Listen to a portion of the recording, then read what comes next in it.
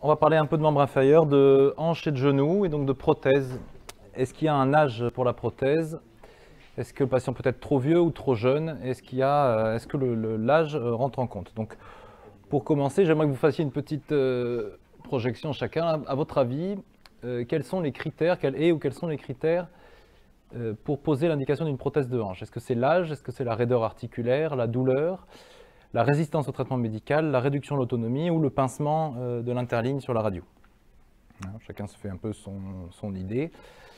Et pourquoi j'ai choisi de parler d'âge? Parce que l'âge et prothèse, ça vient se percuter sur trois types de problématiques. Il y a d'abord le résultat fonctionnel, c'est-à-dire chez le jeune, est-ce que la prothèse de hanche ou la prothèse de genou va correspondre à son attente fonctionnelle? Est-ce que c'est un genou de 50 ans? Est-ce que c'est une hanche de 40 ans qu'on peut obtenir avec une prothèse? Et à contrario chez le vieux, est-ce que le résultat fonctionnel vaut la chandelle, quoi? Est-ce que le risque opératoire vaut le coût? Est-ce que le résultat fonctionnel chez la personne âgée est à la hauteur du risque chirurgical? Premier élément. Deuxième élément, les problématiques de survie de la prothèse. Ça, c'est surtout vrai chez les jeunes. Les prothèses, c'est un matériel artificiel, ça s'use, donc l'espérance de vie de la prothèse est parfois inférieure à celle du malade, et donc du coup, on sait qu'on part sur une potentielle reprise un jour. Est-ce que du coup, c'est pertinent de proposer une prothèse chez quelqu'un de jeune? Et troisième chose où la problématique de l'âge vient rencontrer la problématique de la prothèse, c'est est-ce que c'est plus risqué pour un patient, notamment âgé, de subir une intervention chirurgicale par rapport à un autre patient, plus jeune. Donc voilà les trois axes qu'on va développer. Alors j'ai commencé par vous faire une petite photographie de ce qu'on fait, c'est-à-dire ça c'est nos statistiques entre avril 2018 et décembre 2020. On est en train de préparer une publication là, sur l'ambulatoire. Et donc du coup j'avais des chiffres, donc je me suis dit allez je vais les sortir pour vous dire quoi. Pour vous dire que nos 646 prothèses, elles ont, vous voyez, en moyenne d'âge 67 ans. Mais les extrêmes, c'est entre 25 et 97. Et puis si on regarde cette pyramide des âges, on se rend compte qu'il y a quand même pas mal de jeunes. Il y en a 2 entre 25 et 30 ans, 6 entre 31 et 35, 5 entre 36 et 40, puis 17 si on décale de 50 plus, 41 45, 24 46 50. Donc au final, ça fait 55, 54 qui ont moins de 50 ans. C'est pas rien, c'est presque un petit peu moins de 10%. Vous voyez là le sommet de la courbe de Gauss, elle est par là, hein, 50, 60, 65, 70, ok, 71, 75, 80. Et si on dit que plus de 80 ans, ça commence à être vraiment une personne âgée, hein, avec des comorbidités, un risque peut-être majoré, en tout cas dans la perception qu'on en a avant. 80, 85, 56 patients, 86, 90, 20, et plus de 90, simplement 2. Donc, oui, bah, c'est les PTH. Voilà. Ensuite, les PTG, prothèses de genou. Alors, vous voyez, on commence, donc 458 patients, toujours le même intervalle 2018-2020. On commence un peu plus tard, le premier à 43 ans, le plus âgé à 93. Si on va en dessous de 60 ans, ou de, je ne sais plus ce que j'ai mis comme dichotomie, si j'ai dû dire 60, on est sur cinquantaine de patients là aussi, et plus de 80 ou 90 patients. Donc quand même, on en fait des vieux et des jeunes. C'est des chiffres, c'est pas prémédité, quoi. Alors, les complications, j'en ai parlé. Est-ce qu'il y a plus de risques? Est-ce que c'est plus compliqué d'opérer un jeune ou un vieux? Donc on a regardé hein, sur les patients des 2 dernières années, donc les malades de prothèses de genoux de moins de 60 ans, il y a une infection sur 51 patients. Donc c'est un petit peu moins de 2%. C'est les statistiques nationales, 2% sur les prothèses de genoux. Prothèses de genoux plus de 80 ans, un sepsis sur 80 malades. Donc là on est à 1,25%. La population générale, 6 sepsis sur 458, 1,3%. Il faut savoir qu'au final, ces sepsis en question, là sur les 6, il y en a un qui a nécessité un changement de prothèse. Les 5 autres ont été traités par un lavage et guérison de l'infection. Donc, a priori, comme ça, hein, sans avoir fait des grandes statistiques très pointues, bah, les complications, c'est tout compris, hein, c'est-à-dire infection, raideur, je sais pas quoi, tout. Ben, on rencontre quoi? On rencontre les infections, pas plus qu'ailleurs, donc pas plus de complications chez les jeunes ou chez les vieux pour les prothèses de genoux. Prothèse de hanche, moins de 50 ans, donc 54 patients, un sepsis, une luxation. Prothèse de hanche supérieure à 80 ans, 3 fractures, donc là il y a un petit peu plus que la population, 3%, et 0 sepsis, vous voyez, aucune infection chez les plus de 80 ans dans notre série. 12 fractures au total sur la population complète, 1,85%, 4 luxations, 0,6%, et 7 sepsis. Donc, un peu plus de fractures que la population générale, on pouvait s'y attendre un peu, parce que c'est des gens avec une ostéoporose. Moi, personnellement, là, des fractures sur les 12, j'en ai 2 à moi. Et ça m'a amené à changer d'implant. C'était une histoire de stabilité rotatoire de la prothèse. Bon, enfin voilà, c'est très bien, c'est des choses qui arrivent, mais donc ça quand même, on a un petit peu plus de fractures que les chiffres habituels.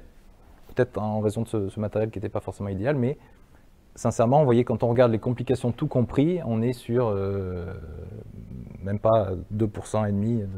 Et en tout cas, l'âge ne joue pas du tout sur les complications en général. Peut-être un petit peu le risque fracturaire chez les personnes âgées, mais c'est d'ailleurs chez ces gens-là où on va plus facilement proposer une prothèse cimentée, une histoire de technique qui fait qu'on réduit un petit peu le risque de fracture. D'ailleurs, au passage, souvent on se rend compte en opératoire et ça ne nécessite pas forcément de réintervention. Simplement, c'est toutes les fractures qui ont été colligées là, et donc du coup...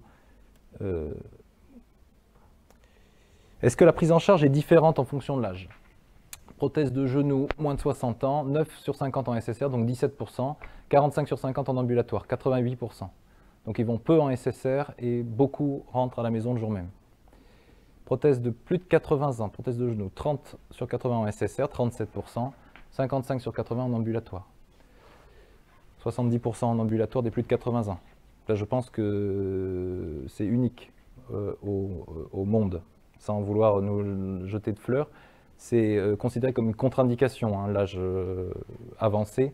Et nous, au contraire, on est convaincus que c'est ces patients âgés qui en bénéficient le plus des prises en charge courtes en hospitalisation. Donc bon, ben là, c'est un petit peu enfoncer des portes ouvertes, hein. Les gens jeunes vivent plus souvent avec un conjoint, donc ils ont moins besoin d'aller en convalescence. Et ils sont en meilleure santé, ils ont moins de comorbidité, donc ils sortent plus le jour même. Bon, donc jusqu'ici, ça suit. Donc les gens plus âgés, bah, contrario, ils sont plus souvent isolés, hein, parce que le conjoint n'est plus forcément là. Et donc ils ont plus de comorbidité, et donc ils attendent un peu plus la SSR aussi, donc ils vont moins en ambulatoire. Bon, c'est enfoncer les portes ouvertes. Au passage, on fait donc 20% d'un SSR, ce qui est à peu près la moitié des moyennes nationales, et 80% en ambulatoire. Voilà, ce qui est correct. Prothèse de hanche, moins de 50 ans, 0 en SSR, c'est un peu la même chanson qu'au-dessus. 46 sur 50 en ambulatoire, 85%. Ils sont jeunes, ils sont en bonne santé, ils habitent avec quelqu'un. Prothèse de hanche, plus de 80 ans, 28 sur 90 en SSR, donc 30%, la même chose. 65 sur 90 en ambulatoire, là aussi on est à 70%. Donc finalement, la prise en charge change un peu, oui, mais pas tant que ça. Est-ce que ça vaut le coup? Est-ce que ça vaut le coup? Je pense qu'on en est tous convaincus. Je n'ai même pas insisté sur la qualité de vie, le périmètre de marche, la fonction, ce pourquoi on pose la prothèse, qu'elle soit à la hanche ou au genou. C'est un peu enfoncer les portes ouvertes. Oui, ils marchent mieux, ils marchent plus longtemps, ils ont des meilleures amplitudes, ils ont moins de douleur, ils prennent moins d'antalgiques. Bon. Mais tout ça, cumulé, ça fait même que ça augmente la durée de vie, les prothèses de hanche ou de genou. Ça, c'est une publication d'une équipe suédoise qui est sortie en 2018 dans le Clinical Orthopedics. Et une population de patients ayant eu une prothèse totale de hanche a une espérance de vie supérieure à 10 ans post-op par rapport à la population générale de la même âge, même niveau de comorbidité. Donc c'est l'élixir de jouvence en fait, vous ne le saviez pas. C'est incroyable, mais ce n'est pas moi qui l'ai dit, c'est publié. Hein. Et deuxième chose assez intéressante, les résultats post-opératoires sont moins bons plus les symptômes sont longs. C'est-à-dire que plus les gens souffrent longtemps, moins ils iront bien après l'intervention. Donc en gros, faire attendre quelqu'un de jeune sous prétexte qu'il est trop jeune, c'est lui péjorer son pronostic et sa fonction plus tard. et peut-être sa durée de vie. Tu vois, si on va pousser le raisonnement un petit peu loin, mais finalement, il y a un peu de ça. Pourquoi aussi ça peut lui faire péjorer sa durée de vie? Parce que qu'est-ce qu'ils font nos patients qui ont mal et qui n'en peuvent plus d'avoir mal tous les jours? Ils bouffent des anti-inflammatoires. Et les anti-inflammatoires, il y a une étude d'une équipe québécoise qui est sortie dans le British Medical Journal, méta-analyse bayésienne, c'est-à-dire avec un travail de statistique très chiadé pour justement échelonner le risque des gens avec les mêmes niveaux de risque, etc. Et si on prend plus de 8 jours d'anti-inflammatoires, c'est-à-dire c'est même pas à vie, c'est plus de 8 jours une fois, pour des doses qui sont les doses qu'on prend tous, ibuprofène 1200 mg, 400 mg 3 fois, qui n'a jamais fait ça, le naproxène, le célécoxib, même les nouveaux anti-inflammatoires, même risque, on a un risque majoré d'accident cardio. Bon, ça fait réfléchir. Voilà. Alors donc oui, ça vaut la peine, et ça vaut la peine peut-être de ne pas trop attendre. Après, le résultat fonctionnel, c'est-à-dire est-ce que la chirurgie peut offrir à un patient le résultat qu'il attend de son genou? Ça dépend essentiellement du patient. Maria Sharapova, elle n'attend pas la même chose de son genou que nos grands-mères de 70 balais, mais ce n'est pas parce que les gens sont âgés qu'ils n'ont pas des attentes fonctionnelles importantes. Vous voyez cette grand-mère qui fait du roller, on en parlait tout à l'heure, Étienne nous en parlait, c'est vrai qu'on a des patients âgés qui restent très actifs, très sportifs et qui ont envie de bouger. On n'est pas du tout dans l'image des papis corses d'Astérix là, ou qui restent assis sur un banc à attendre que la journée passe. Les gens bougent et bougent longtemps. Mais cependant, est-ce qu'on peut faire du sport avec une prothèse de genou? Oui. Patrick, qui est un de nos kinés, ici est un bon exemple de résultat de prothèse de genou, c'est une bonne publicité. Et en fait, c'est essentiellement des facteurs de récupération. La technique chirurgicale, l'évolution des implants, c'est bien. Alors on se pose aussi des questions un petit peu nous d'équilibrage. Là, ça me faisait penser à ça quand vous parliez tout à l'heure au rachis, est-ce qu'il faut restaurer l'anatomie normale, c'est-à-dire la jambe droite, ou est-ce qu'on reste dans la déformation acquise par le patient? C'est un peu le débat au niveau des prothèses de genoux, mais bon, c'est pas le débat que j'ai choisi d'évoquer ce soir. Mais toujours est-il que, outre la technique chirurgicale, qu'est-ce qui est corrélé au fait qu'il puisse reprendre le sport? Je vais peut-être pousser la porte si ça ne vous embête pas.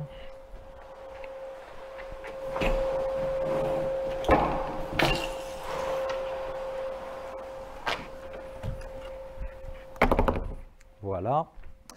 Est-ce qu'il récupère une fonction normale, c'est-à-dire une flexion plus de 130, une rotation interne, pas de douleur, une bonne force, une bonne condition physique générale. On ne va pas transformer Winston Churchill en marathonien, quoi. Mais bon, c'est pas pour ça qu'on ne peut pas reprendre le sport après une prothèse. Alors ce que moi je dis aux patients jeunes avec une arthrose de genou, c'est attention, une prothèse de genou, ça peut très bien aller, ça peut plier plus de 130, ça peut faire 150, ça peut faire talon-fesse, mais ce n'est pas la moyenne raisonnable, espérée, ce n'est pas la moyenne contractuelle, ce n'est pas ce que je leur signe, entre guillemets, en pré-op. Donc, il y a quand même un risque non négligeable de raideur post-opératoire et de flexion un petit peu diminuée. Donc, notamment, la position accroupie, la position à genoux, n'est pas forcément systématiquement récupérée par un patient qui porte une prothèse totale de genou. Donc ça, c'est le truc à mettre dans la balance, c'est-à-dire est-ce qu'ils sont prêts la plupart du temps? Oui, c'est pas, mais on ne fait pas ça pour retrouver talon-fesse et une pratique sportive. À la hanche, on est beaucoup plus permissif. Moi, je suis beaucoup plus radical, c'est-à-dire qu'un échec de traitement médical, quel que soit le niveau de fonction conservé, je vais assez facilement à la chirurgie. S'ils sont trop douloureux, s'ils ont un retentissement quotidien, si en plus ils ont mal, je me fiche un peu du niveau d'usure d'arthrose, un peu plus prudent au genou à cause du nombre de patients non négligeables qui gardent une fonction qui n'est pas totalement parfaite. Alors c'est un petit équilibre à trouver. c'est-à-dire qu'il ne faut quand même pas opérer trop tard, parce que plus un genou raide qui aurait par exemple un flessum, un déficit d'extension, ils auront énormément de mal à le récupérer en post-opératoire. Donc vous voyez, il y a un petit jeu d'équilibre, d'équilibriste là, entre pas opérer trop tôt parce qu'on a un risque d'enraidissement et pas opérer trop tard parce que s'il est trop raide, il ne le récupérera pas. Alors on a parlé tout à l'heure de la survie des prothèses et que c'était une des raisons pour lesquelles on n'opérait pas les patients trop jeunes. Alors ça c'est complètement passé de mode, enfin je veux dire c'est dépassé comme sujet. Parce que d'où ça vient? Ça vient du fait que les premières prothèses posées dans les années 60 c'était du métal polyéthylène, la partie mâle en métal, la tête fémorale, la partie femelle dans le bassin en polyéthylène. Ça crée des débris d'usure. Les débris d'usure sont bouffés par les macrophages, qui sont des petits soldats très efficaces mais pas très malins, qui vont aussi bouffer l'os autour, ce qui fait le décèlement, c'est-à-dire la prothèse qui ne tient plus dans l'os. Donc nécessité de réintervention, et nécessité de réintervention délicate parce que des dégâts osseux, des pertes de substances osseuses à combler. Ok, on a quand même beaucoup changé et dans le couple de frottement, c'est-à-dire que maintenant la tête fémorale elle est en alumine, c'est-à-dire en espèce de céramique extrêmement dure.